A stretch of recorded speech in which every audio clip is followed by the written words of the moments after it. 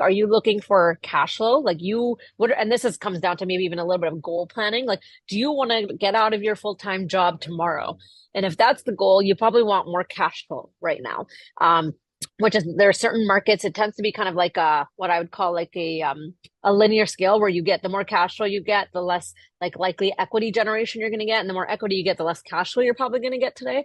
So if you want to leave your W-2 tomorrow, you probably want a cash flow market. So you need to hone in on like maybe the Midwest where properties are cheap. You get a lot of cash flow every month, but they're probably not going to increase in value a ton. Or if you're playing the long game and you want wealth generation and you're willing to wait and you're good to stay in your W-2 job, maybe pick a market like California if you have, if you have the money for that type of down payment, and start looking at, okay, now that I've picked where I want to be, what do the properties look like that make money? Do I want to do a long term or do I want to do short term? If I want to do short term, let's go play around. There's so many free tools. Play around with the free tools, their DNA, Rabu, and start looking at what kinds of properties make money. And now you have an idea of, okay, I know what strategy I want to take. I know what market I maybe want to be in. I know what kinds of properties make money. Now I need to go find the properties that fit this criteria. And you can start. And then I'd say take the next step. And this is the thing that I think I see a lot of people get stuck on is call a few realtors, have them start showing you properties. I think people have this fear of like, oh, I don't know if I'm ready. I don't want to waste their time. But that's their job. They are there to help you. And eventually when you're ready, if they are a good realtor, they're going to be there, to help you through that process. But you don't know what you don't know. If you don't go start looking and start walking these properties or FaceTime touring them, and starting to get understanding of like, oh, that one has a really weird layout, or this one, the ceilings were too low, or this one, the back, there was like no backyard. I didn't really think about that. And I didn't notice that in the photos. You're never going to get a handle on, what do you want to buy? And does it meet the criteria of what you're looking for? So I'd say like get pre-approved, figure out how much money you have to spend, and then use that in your goals to define like your buy box and start touring the properties. Like I know people like that's the step where they get stuck. They're like, oh, but like I don't know, I don't know if I want to waste a realtor's time, or I don't know what I want to buy. Yeah, those realtors or everybody in the industry pretty much they make money based upon when you buy and when you sell, and they don't mind actually to kind of go and walk through with you. Especially you can let them know that this is your first time. They'll be happy to walk a property or two with you without a contract, and after that, they generally ask you to sign up a contract. And those Exactly. contracts are open-ended in the sense all they are trying to do is they are trying to protect themselves that if the property that they show you and if you like it, that you will buy that property from them or through not from Yes. them, but through their paperwork, right? That because that's how they make money and they're investing a lot of time and also their professionalism. So it's kind of like paying them back. And what would be some don'ts that absolutely don't do that? So what would be some of those? Do not let emotions guide your decisions around your purchase. Like, I never get attached to any property. I had this one property that I knew, like, I wanted that one so bad. And I think I went 10% over asking price on that one because I knew it was going to be a moneymaker.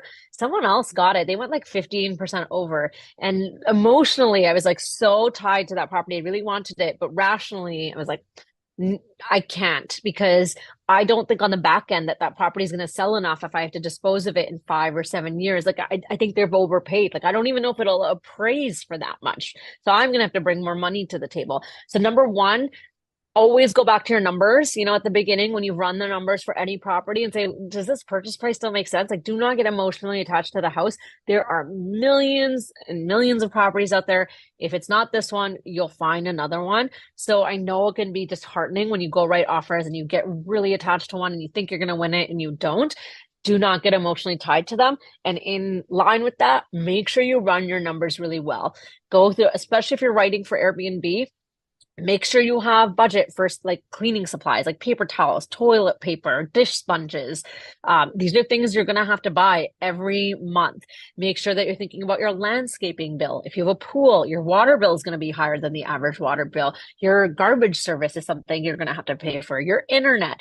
And so like, I think there's like you have to pay software fees. Like every month I probably spend, $35 to $50 on the different softwares I'm using. So when you do your underwriting, make sure that you're putting in all those little nitty-gritty details and that you have a good capital expenditures reserve too, so that you're every month you're saving some money so that if your water heater breaks or you have something that comes along like that, like you need to buy a new appliance, that you have a healthy reserve for those items in your underwriting too. I'd say those are like the two biggest things. Like make sure you really dive into the numbers deep and you think through your worst case scenarios and along with your best cases, and that you don't get emotionally attached to the properties, that Yeah, you are in fact absolutely. using those numbers to guide your decision. Yeah, so don't fall for the looks, but fall for the numbers, right? So that's a Yeah. big takeaway from this. It happens to everyone where you look at a home and you're like, absolutely, I love this home, but maybe numbers don't make sense. And also make sure that you have at least 6 months of reserves because Yep. unwanted things, maybe it's low in occupancy in the beginning months or whatever it could be. So or you might have to, shift your game plan. End of the day, you don't want to lose that property. So you have make sure that you have at least 6 months of reserves based upon the criteria that Nicole just discussed. Because now if you are short-term or mid-term rentaling it, make sure that you include the utilities and capital expenses because that's on you. Your tenant is not paying for that. You have to account for that. And the soft costs, like softwares, that sometimes you forget to add on top of it.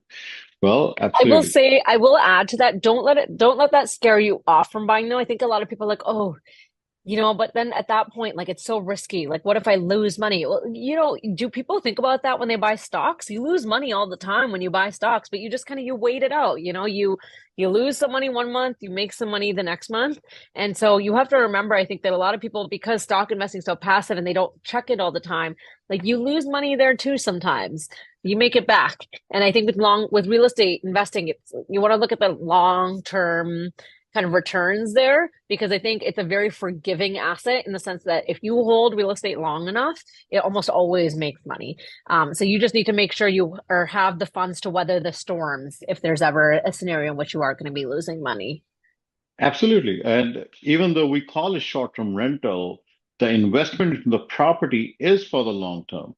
It's just the renting out of it or how you make the cash flow out of it. That's the strategy, which is more of a short-term or a mid-term or a long-term rental, or if you do something else. But the property purchase by itself at the price point at what you purchase it for, and when you sell it, that has to be into a long horizon. Otherwise, you could end up losing a lot of money because there's a cost when you're buying it and there's cost when you're selling it.